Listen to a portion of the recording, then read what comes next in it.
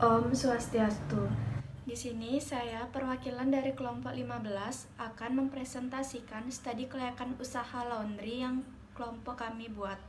Sebelum berlanjut untuk presentasi, di sini saya akan memperkenalkan nama kelompok saya. Yang pertama, Gusti Ayu Tania Puspita Dewi. Yang kedua, Nikada Iyupitasari, dan saya sendiri Niputu Ari Widihartini. Baik, di sini saya akan menjelaskan mengenai tujuan dari pendirian Cemerlang Laundry. Memulai usaha laundry dapat menjadi peluang bisnis yang bisa kita lakukan di mana saja, dan membuka usaha laundry bisa dijalankan di rumah dengan memulai kecil-kecilan. Banyak orang mungkin tidak bisa mencuci secara rutin karena kesibukan masing-masing orang, sehingga dengan kehadiran usaha laundry terasa begitu membantu mereka. Kemudian, studi kelayakan bisnis. Keberadaan jasa laundry bagi masyarakat dinamis di perkotaan, terutama di daerah perumahan, kontrakan, dan kos-kosan sudah merupakan gaya hidup tersendiri. Bukan karena malas, tetapi mereka memprioritaskan mana yang bisa dikerjakan dan dilakukan sendiri karena faktor tenaga, waktu, dan tuntutan hidup. Kemudian, mengapa mengembangkan usaha laundry? Karena letak usaha laundry kami berada di daerah perumahan, kos-kosan, dan penginapan lainnya. Lokasi yang strategis yang membuat kami ingin membuka usaha laundry dan berpikir peluang usaha laundry akan besar. Serta dalam perumahan ini hanya baru ada satu laundry yang akan kami jalankan. Tentu akan membuat masyarakat merasa terbantu dengan usaha kami karena banyak dari mereka yang bekerja dan tidak dapat mencuci pakaian mereka secara rutin. Kemudian, yang kedua, desain studi kelayakan. Yang pertama, ada tahapan studi kelayakan bisnis, yaitu pengumpulan data, pengolahan data, analisis data, pengambilan keputusan, rekomendasi, dan pelaksana usaha. Yang kedua, aspek-aspek studi kelayakan bisnis. Desain sudut pandang studi kelayakan bisnis merupakan salah satu faktor pendukung yang sangat penting dalam pendirian suatu usaha. Karena dengan mendesain bagian-bagian dalam suatu usaha, kita dapat membangun tugas dan tanggung jawab masing-masing pekerja atas pembagian tugas sesuai dengan keahlian, serta kita juga dapat mempersiapkan cara-cara pelayanan yang baik dan memuaskan untuk konsumen.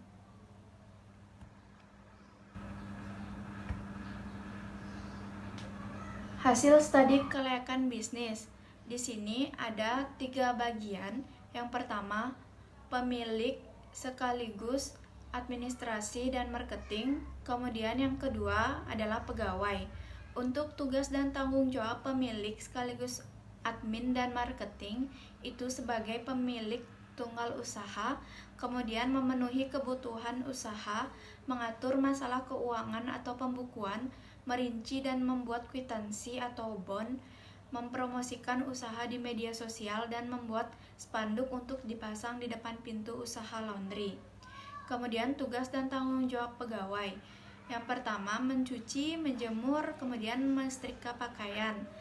Yang kedua, antar jemput pakaian kotor ke rumah pelanggan. Baik, sekian presentasi dari saya. Akan dilanjutkan oleh teman saya. Terima kasih. Perkenalkan, nama saya Gusti Ayu Tania Puspita Dewi, nomor absen 1. Di sini saya akan melanjutkan presentasi dari teman saya. Di sini saya akan membahas aspek pemasaran. Yang pertama ada segmentasi, target, posisi pasar.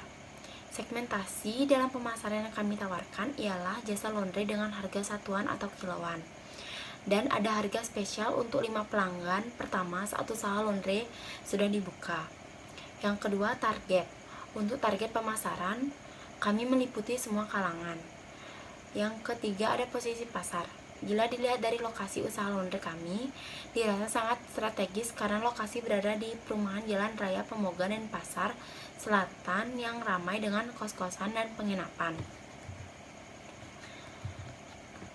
Yang kedua ada mengukur dan peramalan permintaan. Berdasarkan hasil pengamatan kami di lapangan, kebutuhan masyarakat terhadap jasa laundry semakin meningkat karena dapat mempermudah pekerjaan ibu rumah tangga atau remaja dalam menyelesaikan pekerjaan rumahnya. Yang ketiga ada manajemen pemasaran. Untuk manajemen pemasaran, selain melalui media sosial, kami langsung terjun ke perumahan warga untuk promosi dan dari mulut ke mulut. Kami juga menawarkan harga promosi pada awal bisnis kami dengan memberikan harga spesial untuk 5 pelanggan pertama.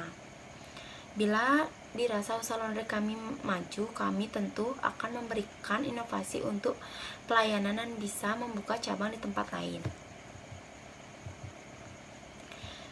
Yang keempat ada aspek manajemen. Yang pertama perencanaan.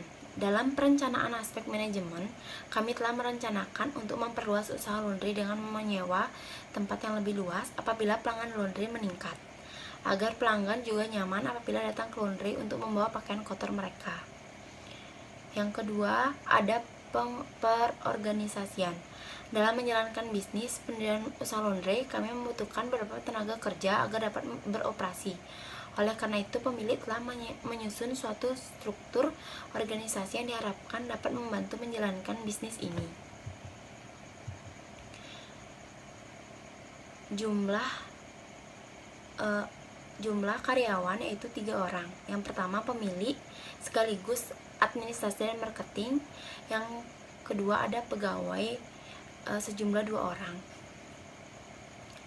Yang ketiga ada pengendalian. Untuk mengendalikan manajemen kami membagi tugas dan memberikan tanggung jawab pada setiap personil, antara lain tugas personil yang pertama untuk pemilik sekaligus administrasi marketing. Yang pertama itu merinci dan membuat kwitansi. Yang kedua mencatat pemasukan dan pengeluaran. Yang ketiga mencatat keluar masuknya pengambilan baju. Yang keempat promosi di media sosial. Yang kelima mempromosikan usaha di media sosial, membuat spanduk untuk dipasang di pintu usaha laundry.